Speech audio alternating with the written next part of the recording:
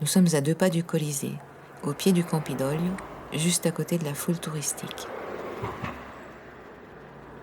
La Mostra Morandi se tient Piazza Venezia à Rome, dans l'aile gauche du Palazzo Veneziano. Les premières œuvres exposées sont des eaux-fortes, la plupart des débuts du peintre. Déjà des natures mortes et des paysages.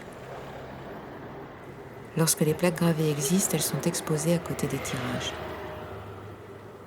Je suis saisie immédiatement par leur pouvoir d'attraction, parfois d'autant plus fort que leur taille est petite. Quelques-unes à peine plus grandes qu'un paquet de cigarettes. Je commence à noter leurs titres dans mon carnet, ainsi que l'année de leur réalisation.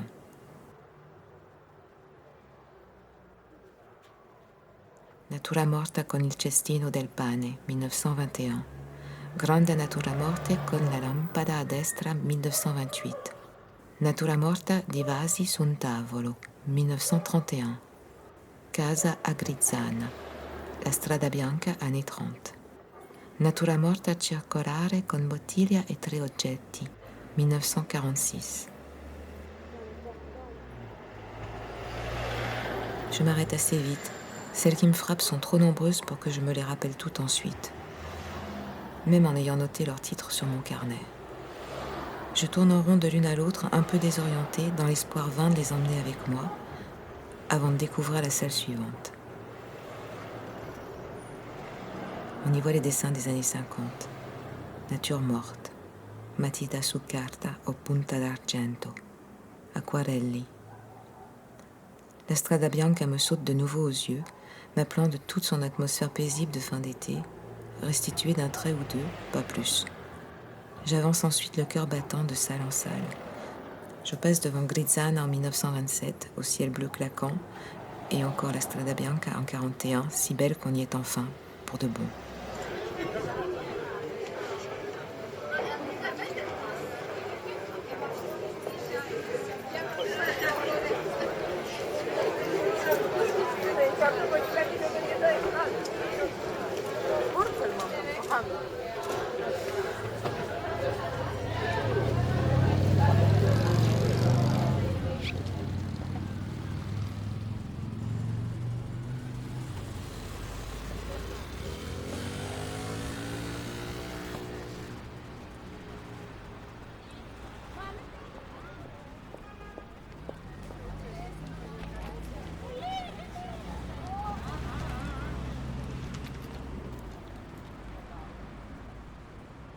Quand on les voit d'assez loin, ces paysages, d'une précision et d'une intensité si vivantes, deviennent comme des fenêtres.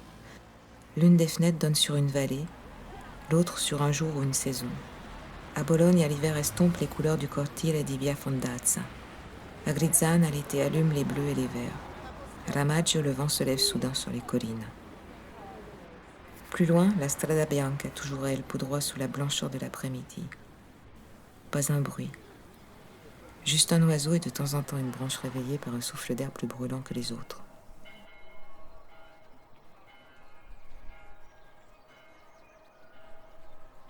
Chaque carré clair est une maison éternelle sous le soleil.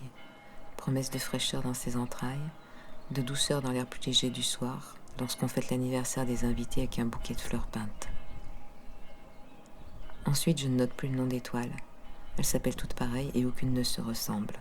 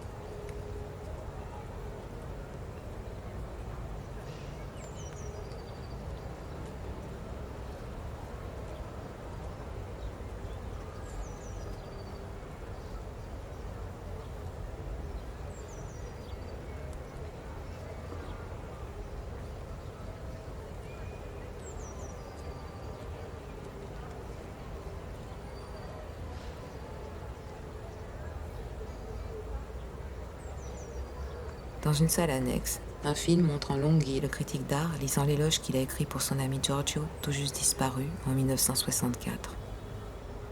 Très digne, en costume sous le soleil, Longhi est aussi très ému et s'appuie à un vieux mur dans une posture qui se veut naturelle, mais ne fait que révéler mieux sa détresse.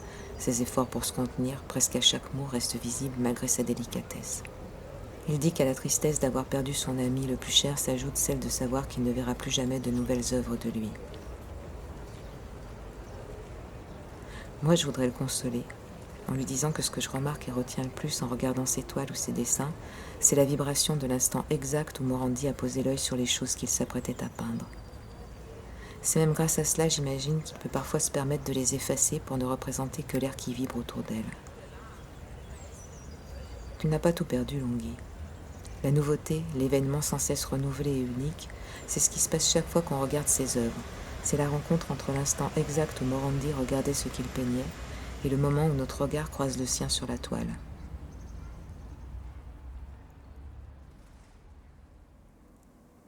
Pour moi, ça s'est passé à Rome le dimanche 14 juin 2015 à 16h33. Et aujourd'hui, personne ne peut plus m'enlever ça.